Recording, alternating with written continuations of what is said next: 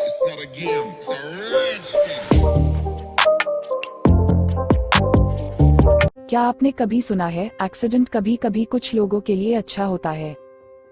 यह संभव है पर्सी स्पेंसर के कारण। माइक्रोवेव आविष्कारक यह दिखाता है कि माइक्रोवेव का आविष्कार दुर्घटना से कैसे संबंधित है। स्पेंसर के पिता की मृत्यु हो गई जब पसी केवल 18 महीने का था। पसी लेबरन स्पेंसर 1894 में मेन में उनका जन्म हुआ। पसी अपनी चाची और चाचा के साथ बड़ा हुआ और जब वह 12 साल का था एक मिल में अप्रेंटिस करने के लिए स्कूल छोड़ दिया। उनकी बिजली और रेडियो प्रसारण में बहुत रुचि थी। कुछ लोगों ने कहा कि उनकी रुचि टाइटैनिक आपदा के बारे में जानने के लिए बढ़ी, पर वो रेडियल पावर को बढ़ावा देने और भविष्य की त्रासदियों को रोकने के लिए कुछ करना चाहते थे। 18 वर्ष की आयु में स्पेंसर ने संयुक्त राज्य अमेरिका की नौसेना के साथ अपने देश की सेवा करने के लिए हस्ताक्षर कर दिया। उन्होंने वहां धातु विज्ञान, रसायन विज्ञान, भौतिकी के बारे में जानकारी ली। उसके बाद वह 1920 के दशक में रैथियन कंपनी में शामिल हो गए।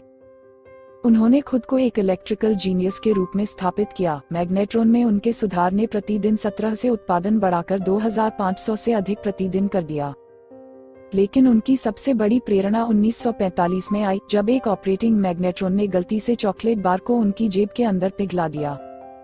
अब पिघला दिया तो पता लगाना तो बनता है, आखिर हुआ कैसे ये? मैग्नेट्रॉन क्या है? माइक्रोवेव ओवन उच्च शक्ति वाले माइक्रोवेव का उत्पादन करने के लिए एक मैग्नेट्रॉन का उपयोग करता है। रडार तकनीक को बढ़ाने के लिए द्वितीय विश्व युद्ध के दौरान यूके में मैग्नेट्रॉन विकसित किया गया था। माइक्रोवेव ऊर्जा एक वेवगाइड के माध्यम से यात्रा करती है और मेटल कैविटी में डिस्ट्रीब्यूटेड की जाती है जहां भोजन पकाया जाता है। तरंगे भोजन द्वारा अब्सॉर्ब्ड होती हैं और भोजन में पानी के अणुओं को उत्तेजित करती हैं। यह गर्मी तब पूरे खाना पकाने में स्थानांतरित हो जाती है।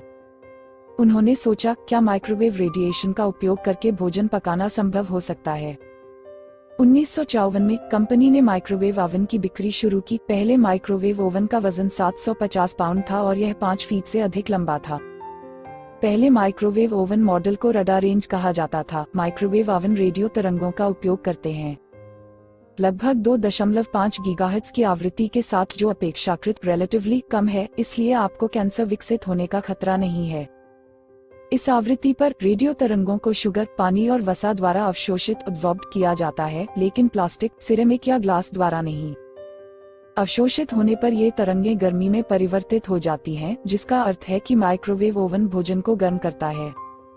माइक्रोवेव धातु का विरोध करता है, यही कारण है कि आपको इन उपकरणों में धातु प्लेट या पन्नी का उपयोग नहीं करना चाहिए।